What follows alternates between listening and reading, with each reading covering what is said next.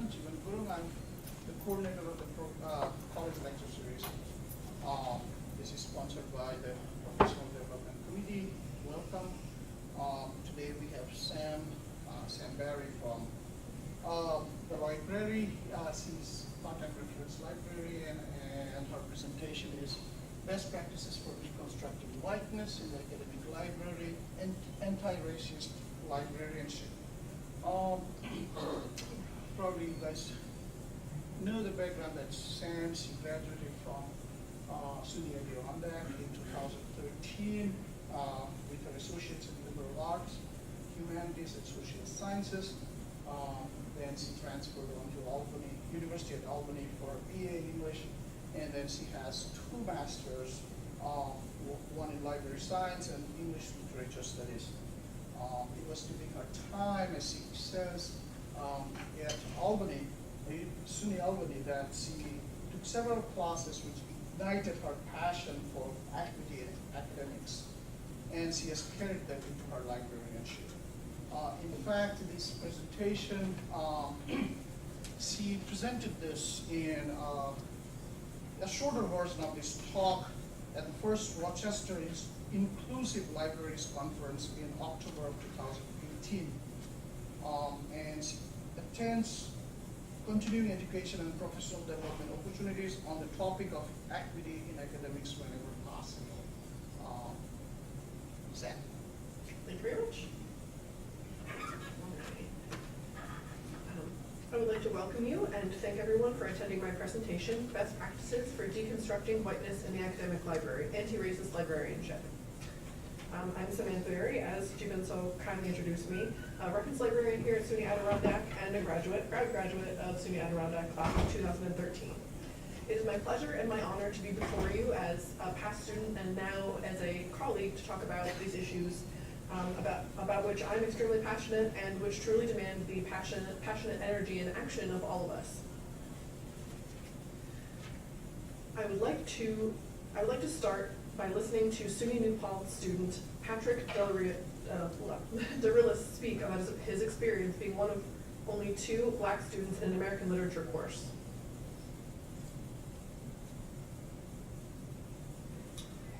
How I feel about being Black on a white campus, it's a mix of feelings. It goes from like kind of feeling okay, like safe, at the same time overwhelmed. Like right now I'm taking an Intro to American Lit class. It's predominantly white women, 1 white guy, 2 Black students.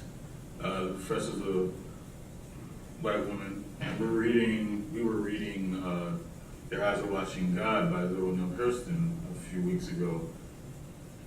And she gives like a brief introduction about how there's a combination of Black dialect with standard English in the text. And going right into the discussion of the book, she recites the N-word from the book. She says niggas out loud, knowing very well that there are 2 Black students in the class. And I'm thinking to myself, I'm literally just like, in my head thinking, I should call her out because she said this racist shit. I handed I'm not saying anything. The following day, I did email her though about the seriousness of the word, the historical context of the word, and how it affected me. And she responded expressing that she felt sympathy for us and that she had been teaching African American theory for 25 years. You know, that is pretty much unsettling to hear because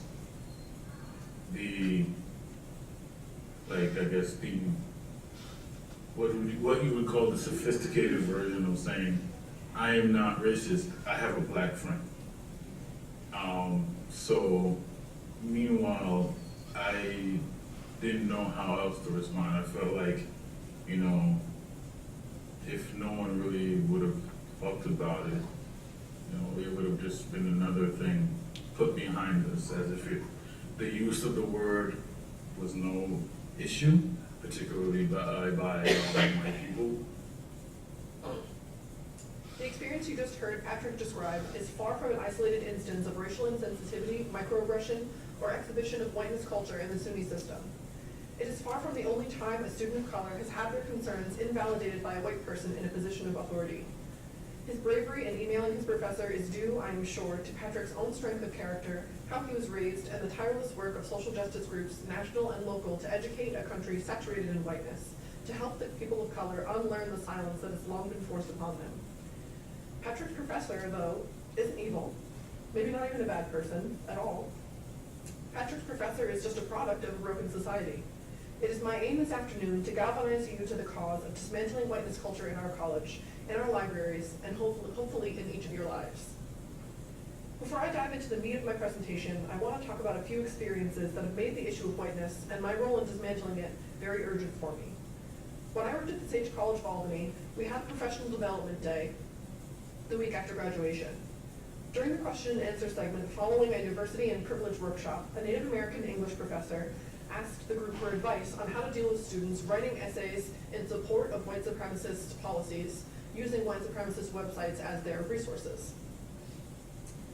After the group broke up, I went to see if the library could offer any information literacy services to alleviate the rage of those students when she pointed out that they weren't using valid sources.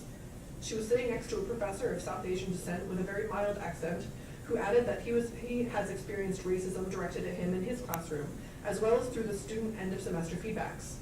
I mention his accent because several students had rated him poorly and blamed his accent for their failure in his course. At SUNY Adirondack, I have the extreme good fortune to be part of a division that values professional development and have supported several learning opportunities for me in the realm of diversity, equity, and inclusion. In late February, I attended SUNY Plattsburgh's social justice teach-in. In my first session of the day, I sat at a table with 3 white faculty members and 1 young woman of color. The presentation began with a video from MTV that flips the script on microaggressions. It is a satirical look at what it would look like if black people performed microaggressions against white people using the same language whites commonly use. Can you imagine somebody asking me where I'm from, blanching and looking at me in disbelief when I say I'm from upstate New York? Can you imagine a stranger wanting to come up to me on the street and asking, how does your hair stay like that? Why does it look like that? Can I touch it? Can I feel your skin? Even with my hair being bright pink, I still don't experience things like this. How rude and how completely absurd. At the social justice teach-in, at this particular microaggression session, laughter echoed around the room at the ridiculousness of the video. Chuckles emanated from my own table as well, though not from the SUNY Plattsburgh student we sat with. During the discussion period following the video, the student asked us why it was so funny to hear those questions being asked of white people. All of the questions being asked of the white actors in the video had been asked of her hundreds of times. Her hair had been grabbed by strangers in public. People demanded to know where she was really from.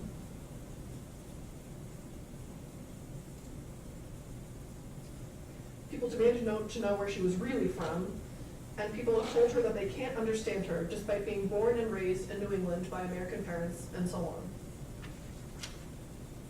In my presentation, I want to explain what I mean when I talk about whiteness and whiteness culture in the United States for those of you who are unfamiliar with these concepts. We will discuss today what it means to be culturally illiterate as a result of whiteness culture and what is at stake for people of color living in a culturally illiterate society. Then I want to discuss what whiteness looks like in the library professions. Lastly, I will share some best practices for how academic libraries can police their own whiteness and become spaces of active anti-racism on college campuses. So first things first, what is whiteness? Whiteness is the cultural product of a society built on racial injustice and violence whose attempts to address and rectify centuries of prejudice have been resisted, undermined, and subverted. Naturally, the group which historically benefited from the oppression of people of color was not interested in losing those benefits. As activists of color and white allies slowly changed society, benefits to whites that were overt and highly visible did not disappear. They only ceased to advertise themselves in foot-high letters. Whiteness is a cultivated cognitive dissonance by the dominant social group whose effects are insidious and pervasive throughout our culture. Much like the well-known tale of the emperor in his new clothes, people of color have always seen the naked truth, the cultural dominance of white folk, but have merely kept silent under threat of punishment. Outright physical or economic punishment as such by governmental bodies in the form of racist laws have fallen off. But even in the most reformed environments, the testimonies of people of color are met with condescending dismissal, such as Patrick experienced, and gaslighting. Stop making everything about race. Why are you pulling the race card? Whiteness is the cultural phenomenon that has allowed systematic racism to continue to benefit white and white-passing people. A critical way that whiteness is maintained is through the politics of representation. Who sees themselves represented favorably in our capitalist culture, in media, and in marketing, and who sees themselves represented disfavorably, or not represented at all? Ingesting the media of a culture forms a large part of how a citizen is socialized within a culture. Media reflects cultural norms, values, and conversely, those things in a culture that are considered abnormal and are not valued. One of the biggest and most beloved media machines in our culture is the film industry. Movies are cherished in and inseparable from American culture, especially in the age of streaming services. We can still go buy the tickets and the popcorn and sit in the theater for the real experience, but now we can select films right from a very vast catalog, right from our couches. This opens doors for film and television producers blocked from Hollywood circles where whitewashed casts have been the norm to produce films with casts whose races more closely resemble the makeup of their audience. But what have viewers been seeing up until now? This slide shows every person of color who has ever won an Academy Award for Best Actor since 1935. Just 7 people in over 8 decades. 4 of the 7 won in a 5-year span from 2001 to 2006, and only white actors have won in the 13 years since Forrest Whitaker accepted his award for The Last King of Scotland in 2006. This lack of award recipients of color is symptomatic of the extremely common whitewashing of casts in Hollywood films. One study looking at 900 high-grossing films from 2007 to 2016 found that more than 70% of the characters of major high-grossing films were white. Simply put, if actors of color are not cast in the first place, how can they win awards? How then can Americans of color see people who resemble themselves excel? Fortunately, the Oscars So White hashtag launched by Black activist April Rain in 2015 and actors pushing for diversity within Hollywood have brought considerable attention to a problem white moviegoers have been apparently oblivious to for the last 80 years. Directors like Tyler Perry of the Medea films and Jordan Peele of Get Out and recent horror thriller Us balance the scales by making films almost entirely casting black actors, triggering and problematizing white complacency with the all-white casting long rampant in Hollywood. Streaming services and activism by viewers and actors alike will help to correct this blatant representation problem, but to an extent the damage has been done. How many people of color have grown up in these last 80 years not seeing people who look like them excelling in one of America's most treasured media producers? From the macro example of the American film industry, I transition to a micro example of common household products. For this slide, I simply searched for images of each of these type of product in the shade nude. Nude, of course, implying that when wearing these products, they should fade into the skin of the wearer in order to be less noticeable. I searched for tights, compression stockings, bras, shoes, and a handful of other items. It is obvious that the demographic that these companies had in mind when designing the pigmentation of these products. For whom are these products nude, and on whom do these products look jarring? Declared to the wearers and all who see them, these products were not made with you in mind.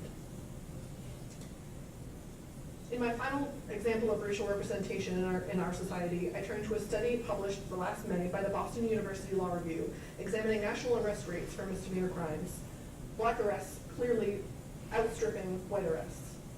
For the misdemeanor study, arrest rates of blacks have remained approximately 2 times higher than those of whites since 1980. The authors of the study note that this consistency is astounding from a statistical standpoint. As many of us can attest, the United States has changed drastically since 1980. To explain this statistical phenomenon, the authors posit that the persistency suggests deep and structural patterns in civilian behavior and/or law enforcement.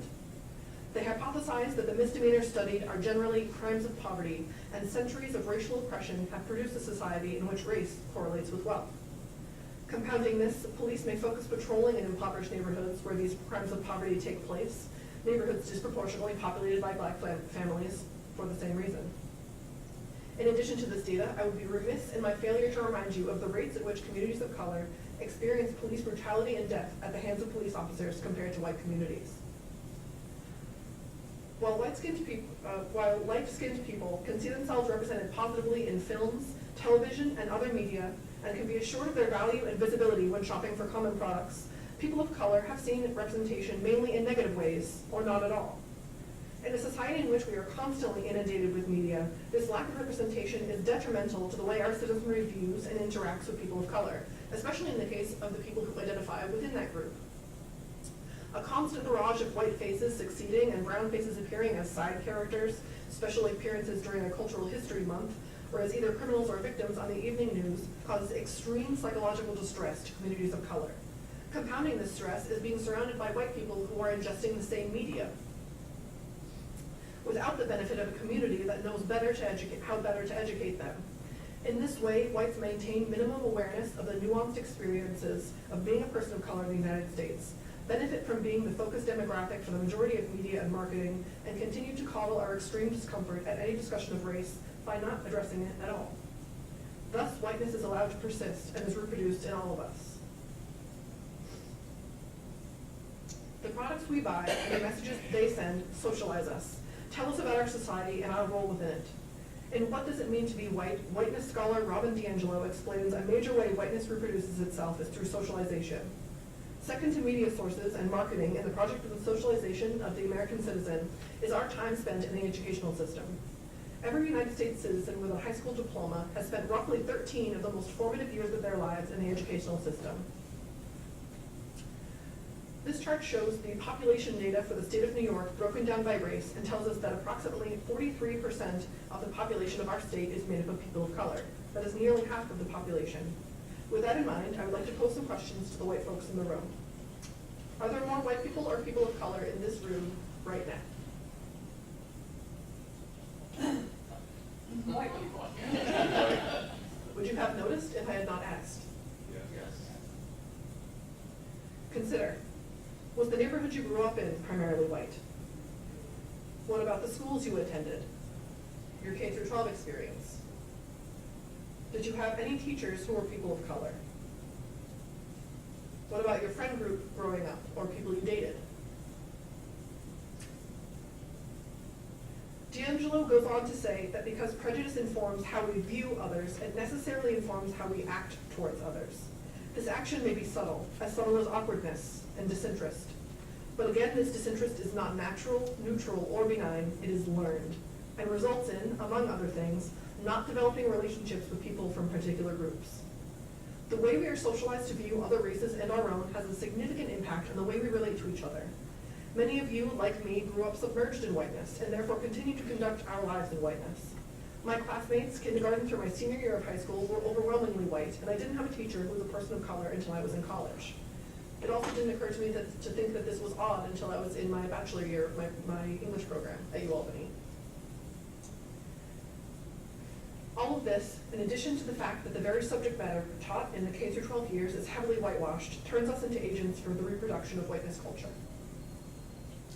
Attending college is often the first time a white student will be exposed to a racially diverse population, or be taught by a professor not of their own race. But their college community is a product of the same educational entities that produce them, offering little relief to the whitewashed content they've experienced so far. Every college has foundational English courses that they require before students move on to more specialized content. Consider, when you think of canonical novelists of the English language, who do you think of? Students who take the required English and literary survey classes are generally exposed to the same, forgive my joke in this very somber topic, old dead white guys, OGWGs as I like to say, with the occasional old dead white lady thrown in. But who decided which works are canonical? Who decided that it's imperative for every student in America to read Shakespeare and Herman Melville, but Ralph Ellison and Jean Toomer they must discover on their own? Students who are so inclined may learn about other cultures by joining clubs or taking electives such as post-colonial literature of the Caribbean, a class I took more because it fit into my schedule than because I was truly interested in subject matter. But hopefully, like me, they will have at least one professor who galvanizes them with the truth of whiteness, makes it plain to them so they can grow in their cultural literacy and their unlearning of whiteness. But more often, concerned with their social and family lives and the requirements of their chosen majors, assisted by the overwhelming whiteness of higher educational faculty, shown here in solid and striped violet, students will continue to live in cultural illiteracy. And so, whiteness diffuses our colleges and is carried from our halls into our greater society to continue the cycle. Despite Despite just under half of our students being people of color, approximately 80% of the full-time faculty they interact with are white, and approximately 85% of the academic librarians they will interact with will also be white. SUNY's purported mission is to provide the people of New York educational services of the highest quality, fully representative of all segments of the population. But the data makes this statement look a lot like lip service.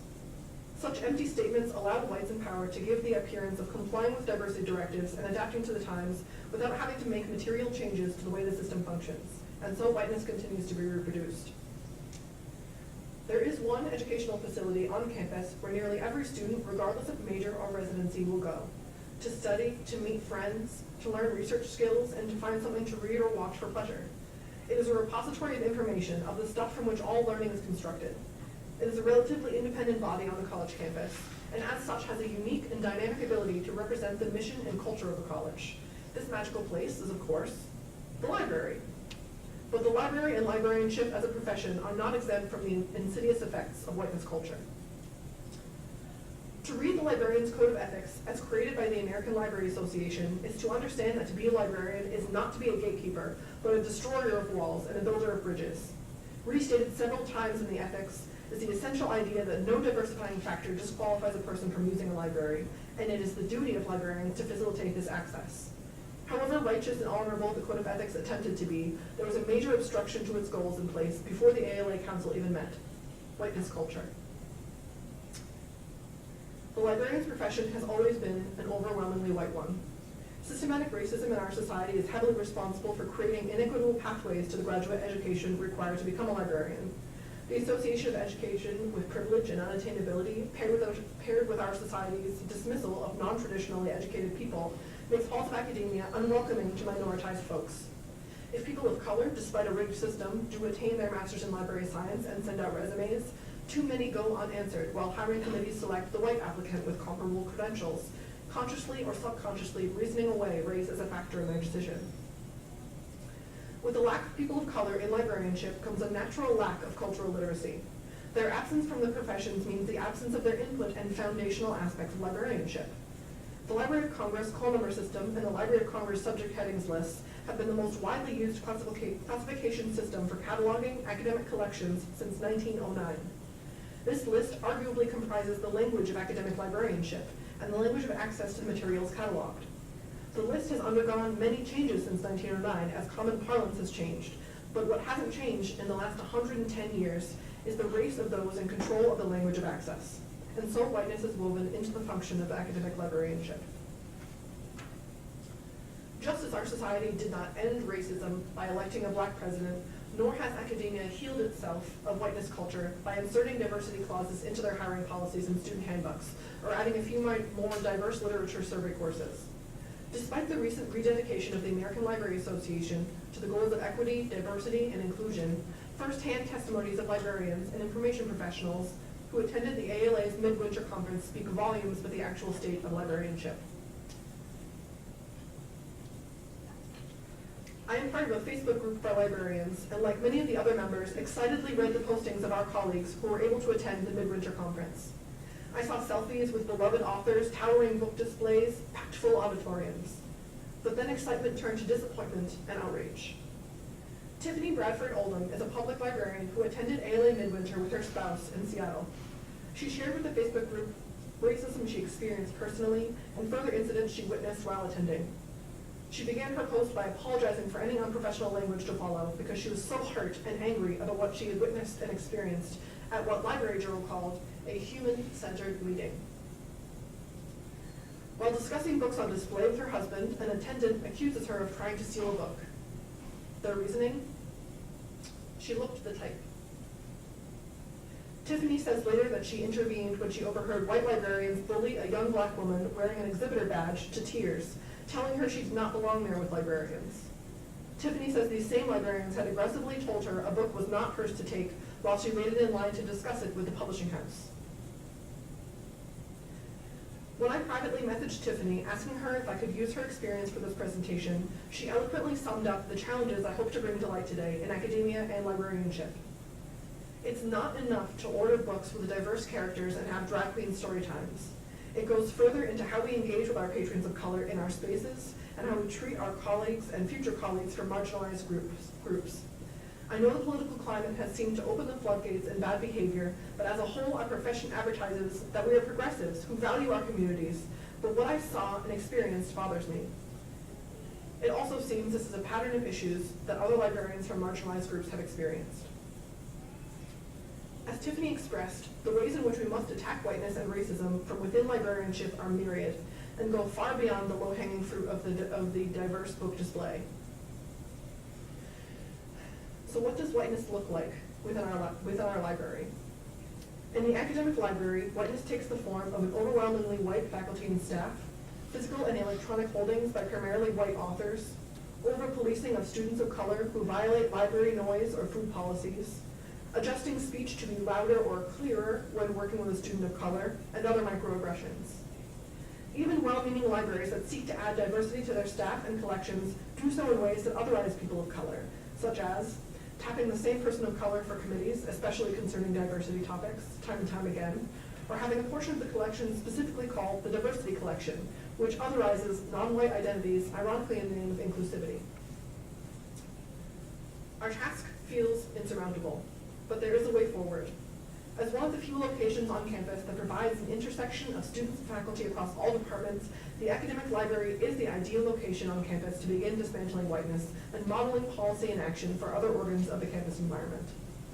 For the last year, I've been conducting a literature review looking for best practices for an actively anti-racist, anti-whiteness college library. My research is not complete, and therefore this list is not exhaustive. Firstly, vulnerability. The first step in dismantling whiteness is for librarians and library staff to acknowledge the racial illiteracy of white people that is facilitated by whiteness culture. Doing this requires an admission of ignorance of a critically important topic in our racialized society and a rejection of considering yourself as a white person race neutral, a privileged fallacy in a society poisoned by whiteness. Regular library climate assessments. Conducting initial and recurring climate assessments with responses from as many people on campus as possible in reference to the library's social climate will give librarians the information they need to target problem areas of dismantling a climate of whiteness that dismisses the needs of people of color. Outreach librarianship.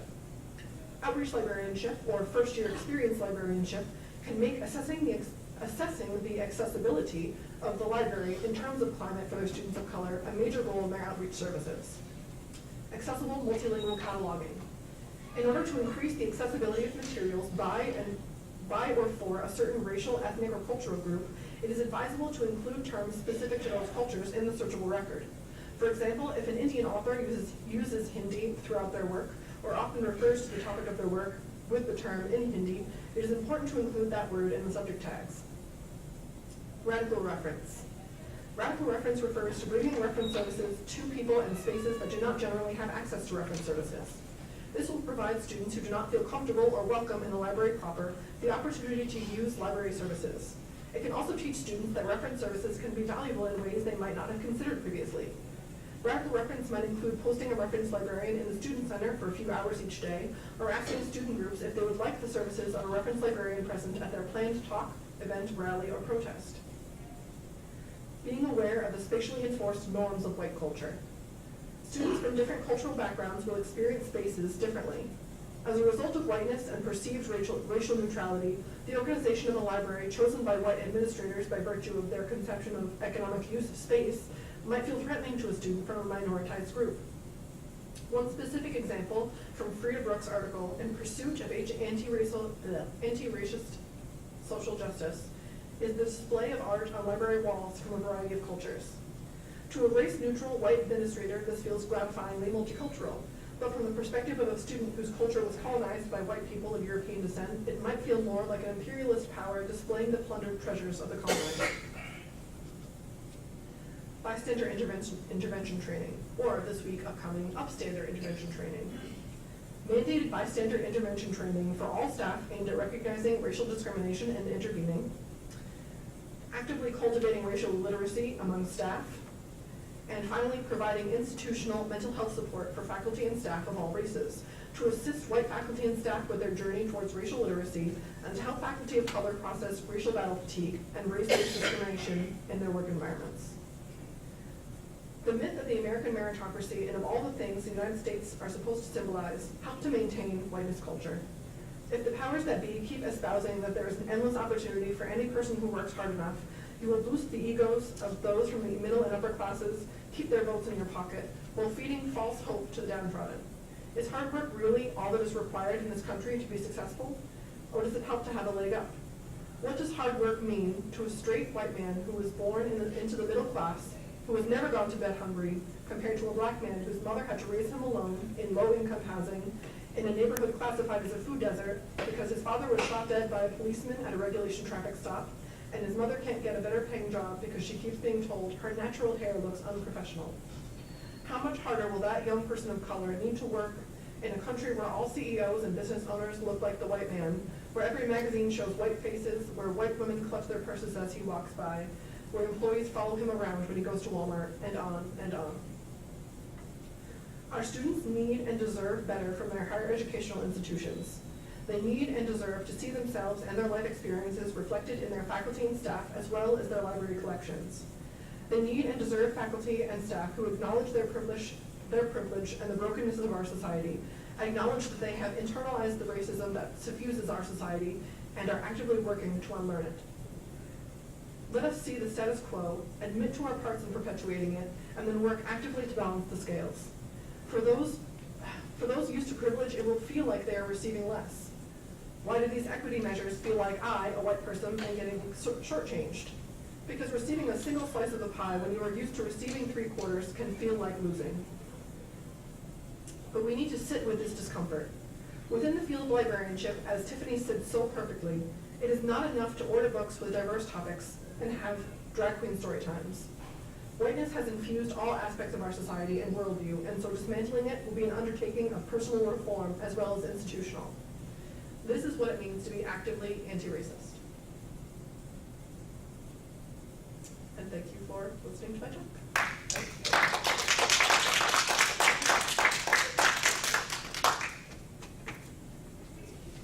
Are there any questions from the Kitty Gallery? You said you didn't really notice the unbalance of teachers until your BA. And you go, why do you think it took you so long to your BA?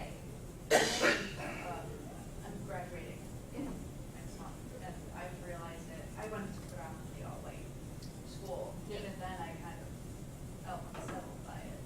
So why do you think it took you so long? I'm speaking for myself, and certainly, did everybody hear me fine? Yeah. Okay.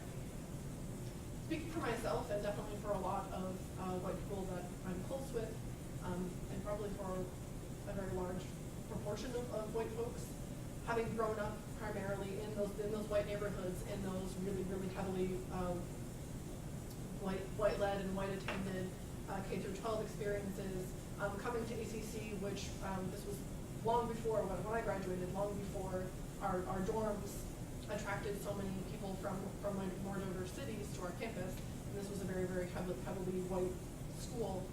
Just being surrounded by all of that, and then in addition to all of the socialization from the media that I was consuming, and all growing up, all of that kind of compounded to make me feel like being surrounded by white faces was just normal, and it was not something that I even thought twice about, which is why it took me until I started my BA at the University of Albany, which has considerably a more diverse faculty population, a considerably more diverse student population, for me to finally be sitting in a classroom where for the very first time in my life's worth of education, I was one of the 2 or 3 white people in the room, for me to be like, oh, that's not how it is normally. That's not how it should be normally.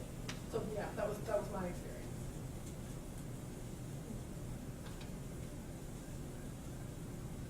Any other questions?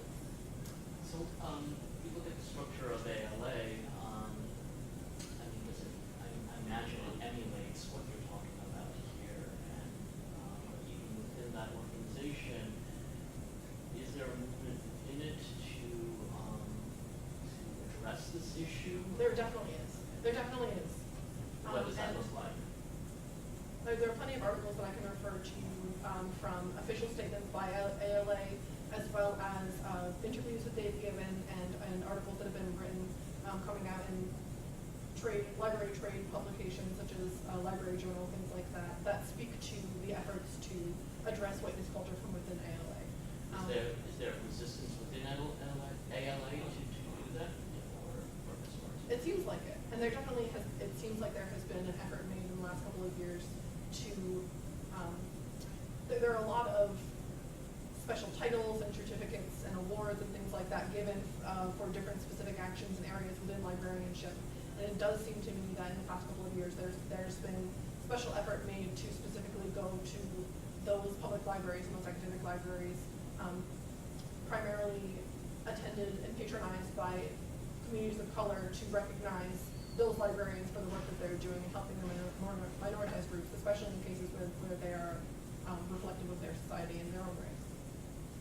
So I definitely would say that things are on the up and up. yeah, and if you have a compilation of resources. Yes, absolutely, absolutely, definitely. The reason I did this instead of a references slide is because I have way more materials than would fit legibly on a references slide. So I absolutely invite everybody, and if there's a way that I might even be able to post it on the Wolf Pack Life page as like an article, my complete references list, so that's accessible to everyone. That would be great. Yeah. I think it's an incredibly huge issue. It's hard to get a handle on. One small thing, if you read a book, written in the South, or like Huckleberry Finn or something, and he uses the N-word, if that word is said, it is painful. It's like using the K word for Jews or whatever. It's painful to hear it.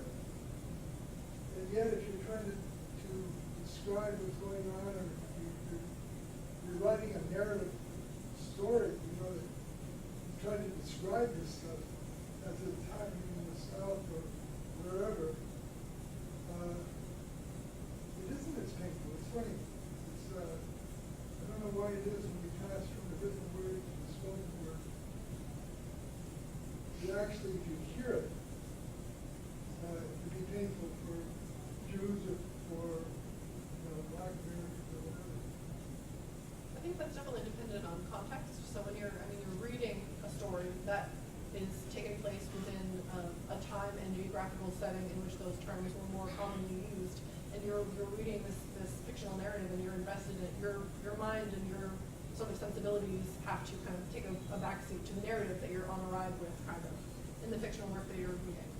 Whereas, specifically in the case of this student, Patrick Dorillis, from SUNY New Paltz, he's a student from SUNY New Paltz, who was reading Their Eyes Were Watching God, and his professor was teaching about this narrative and speaking on this narrative, and then using the N-word as she was teaching about it, pulling it from just one person by themselves in the very solipsistic act of reading a narrative into the much more public venue of talking about that narrative, and then using those words in that context where you're a student, and then this white person in an authority position is saying this word to you. I feel like the context makes all the difference as to how sensitive or how impactful terms like that can be. I would definitely say, which is why in the case of Patrick and his professor at SUNY New Paltz, and any other case where this comes up, reading period literature that uses terms that have since fallen heavily out of favor, professors need to be sensitive to the fact that they have a variety of students who will have a variety of levels of sensitivity to those terms and histories with those terms and psychological triggers related to those terms when teaching that material. I think that's critical.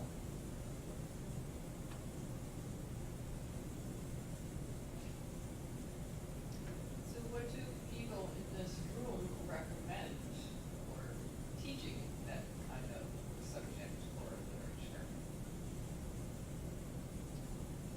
What do you recommend? Do you give a long, like, explanation, warning that you're might say something that's offensive, or what do you do? So last semester I taught, had an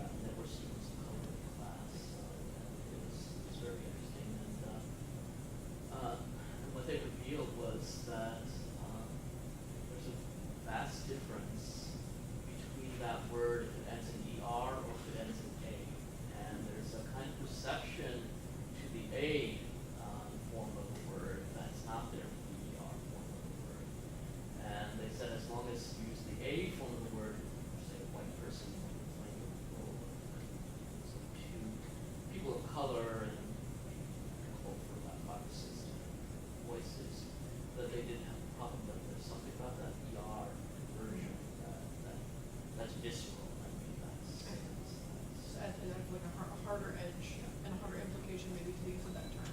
But I think But in I that had a case, non-person of color performing the character who used the word most freely.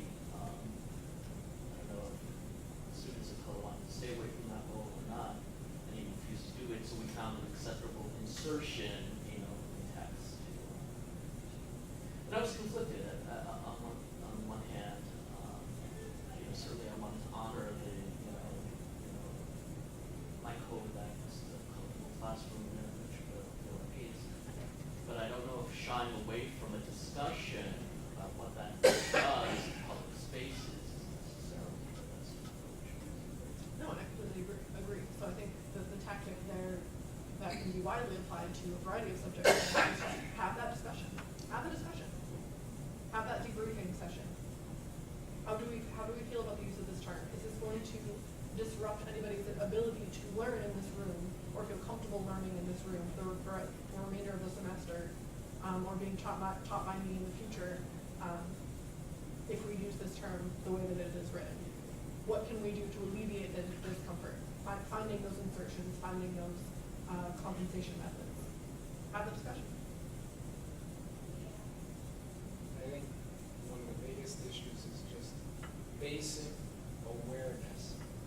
And I grew up in an all-black neighborhood, and then I went to teach in South Central LA later on, and how unaware white teachers are dealing with it. And the thing that stands out in my mind the most is when a black student misbehaved or did something, and the white teacher looked at the black student and said, "You look at me. You look at me right in the eye."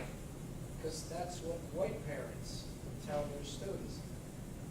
The biggest act of disrespect in a black community is looking somebody with authority in the eye. The biggest act of disrespect. And you're basically inviting these children to do the one thing that you don't want them to do if you want their respect.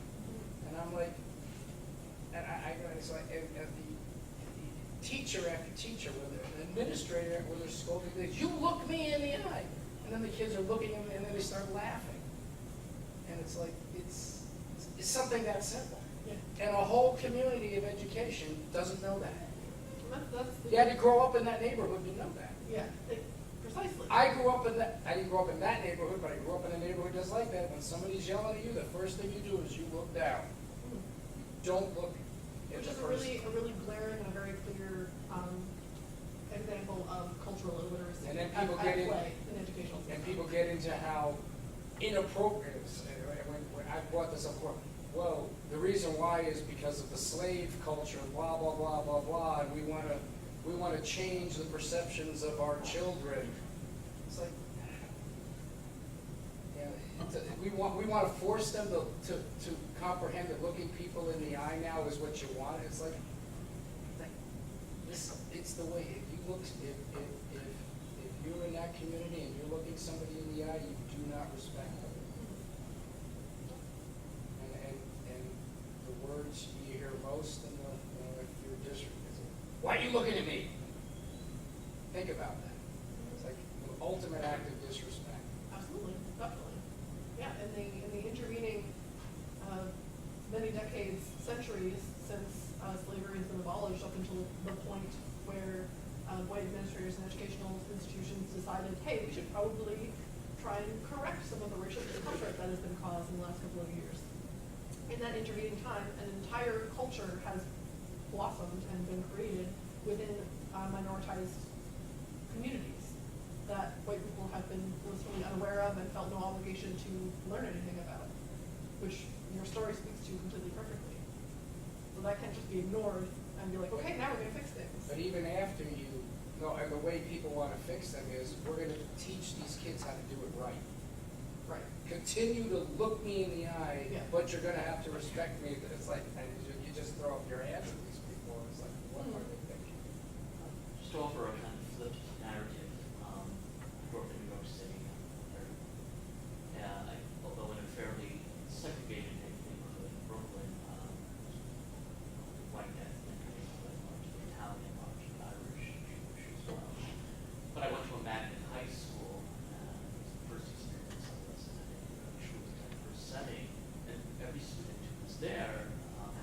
passed into the school, we had a fairly large, student body from, from minority groups. So it was students and two very influential teachers I had were people of color, and I can't remember the name of most of my high school teachers, but I remember Mrs. O'Garrow, who taught, ironically enough, European civilization, and she's a fantastic teacher. She wasn't making enough, so she left to drive a cab for a while, but then came back to teach. So thankful for that.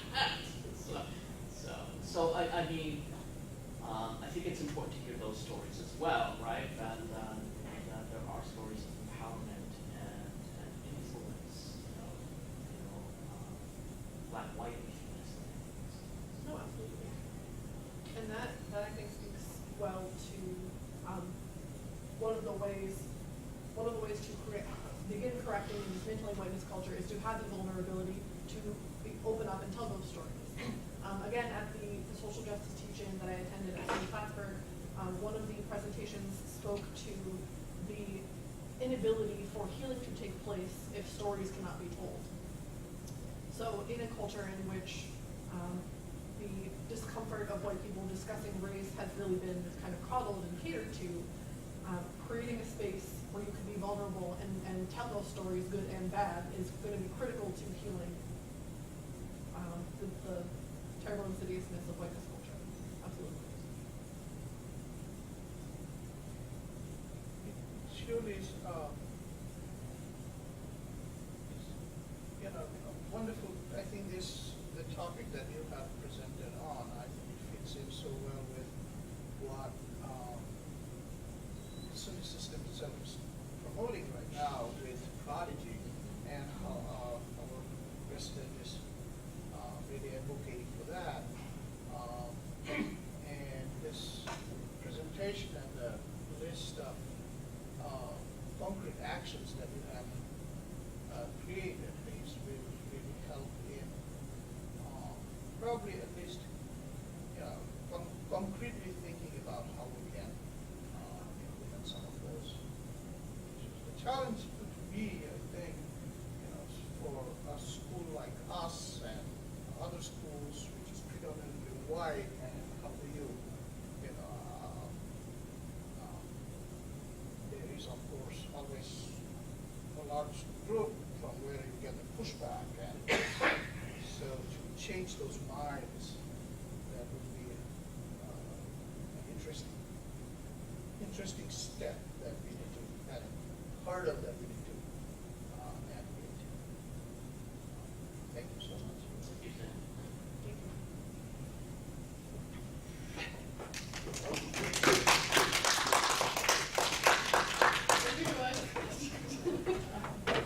Well, can you email me this? The slides. Slides. Yeah. Thank you.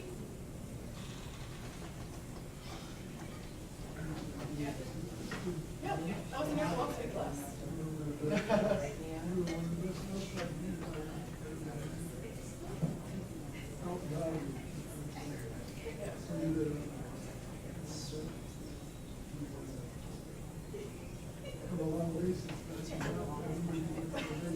Yeah. Yeah, I worked with Ben and Jerry's. I have a couple of fun ones. Thank you. I'm so happy you were to come. But it's you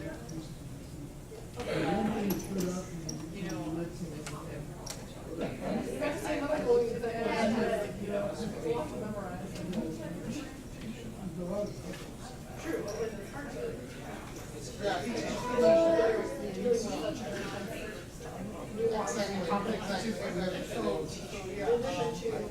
it just being very athletic and there being a lot to talk about and stage time, it was just too much to try to keep straight without some kind of remember. it's something that